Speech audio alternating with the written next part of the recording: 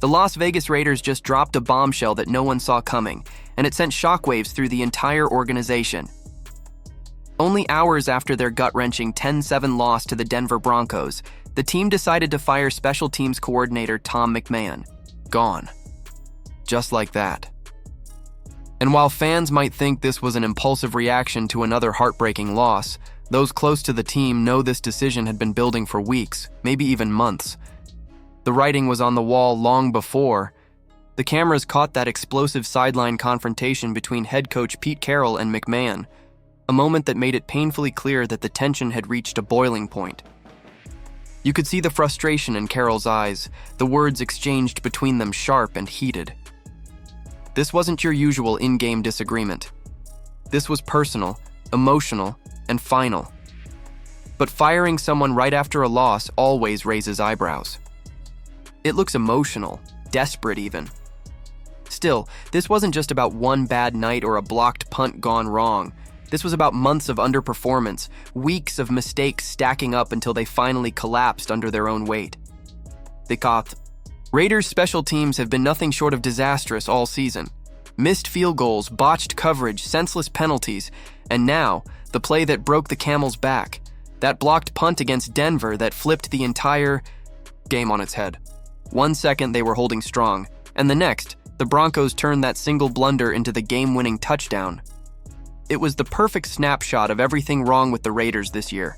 Sloppy execution, lack of discipline, and zero accountability. Pete Carroll, the kind of coach who thrives on energy, passion, and control, wasn't going to let that slide. He's known for his optimism, but even he has limits. Watching his special teams implode week after week must have felt like a nightmare he couldn't wake up from. Sources inside the organization say McMahon's firing was both a technical move and a warning shot. Carroll wanted to send a message to everyone in that locker room. No one's job is safe, and mediocrity will no longer be tolerated.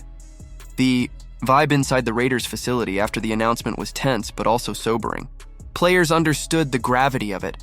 This wasn't just about one man losing his job. This was about accountability finally catching up to a team that's been spiraling for far too long. But here's the uncomfortable question. Was McMahon really the root of the problem? Or was he just the easiest one to blame? Because let's be honest, at 2-7, this team's problems run a lot deeper than just special teams. The offense has been painfully inconsistent. The defense flashes potential but can't sustain it. And the coaching decisions have left fans shaking their heads week after week. So yes, firing McMahon might send a message, but it doesn't fix the bigger issues eating away at this team from the inside. One of those issues is health. Injuries have gutted this roster from top to bottom, and nowhere is that more evident than on the offensive line, the heart of any team's offense. During that same game against Denver, disaster struck when Jackson Powers-Johnson, one of the Raiders' most promising young linemen, went down in the second quarter. The entire stadium went silent as he clutched his leg in agony. You could see it in the players' faces. They knew this one was serious. Medical staff rushed the field, and when Powers-Johnson had to be helped off, unable to put any weight on his leg, the reality hit hard. After the game, Carroll's short, grim comment said it all. Powers-Johnson would be out for a while. And everyone in the NFL knows that phrase never means days. It means weeks, maybe months. For a player like Powers-Johnson, this couldn't have come at a worse time. Drafted in the second round of the 2024 draft, he quickly became one of the team's brightest young stars, anchoring the offensive line with his strength, intelligence, and consistency. At 6'4" and 247 pounds, he was a force in the middle, the kind of player who doesn't just block defenders but brings stability to an entire offense. In just 21 games, he'd already started 19 and earned a spot on the all-rookie team. Losing a player like that is more than losing protection.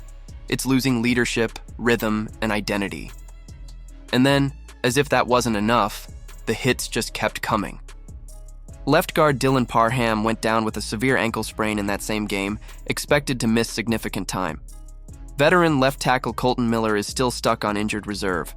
That's 3 key starters on the offensive line gone, all at once. 3. It's not just bad luck, it's a full-blown crisis.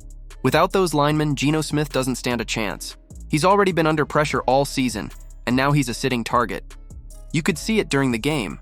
The Broncos defense swarming him hit after hit until he was limping by the fourth quarter.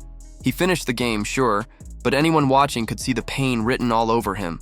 Without protection, no quarterback can succeed. And here's the worst part, the timing. The Raiders are about to face the Dallas Cowboys on Monday night.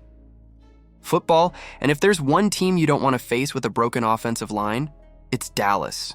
That defense, led by DeMarcus Lawrence and Micah Parsons, lives to hunt quarterbacks. They're fast, aggressive, and relentless.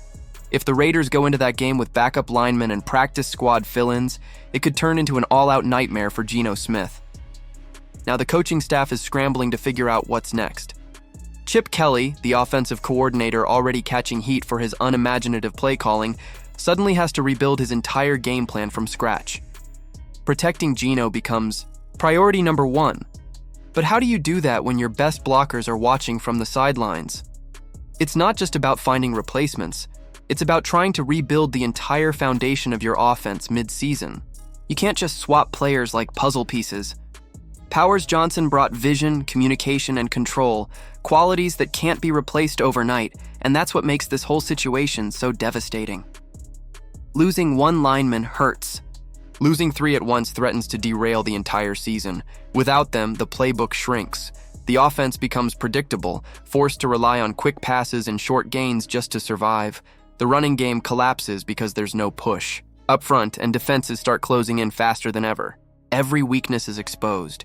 Every flaw becomes amplified.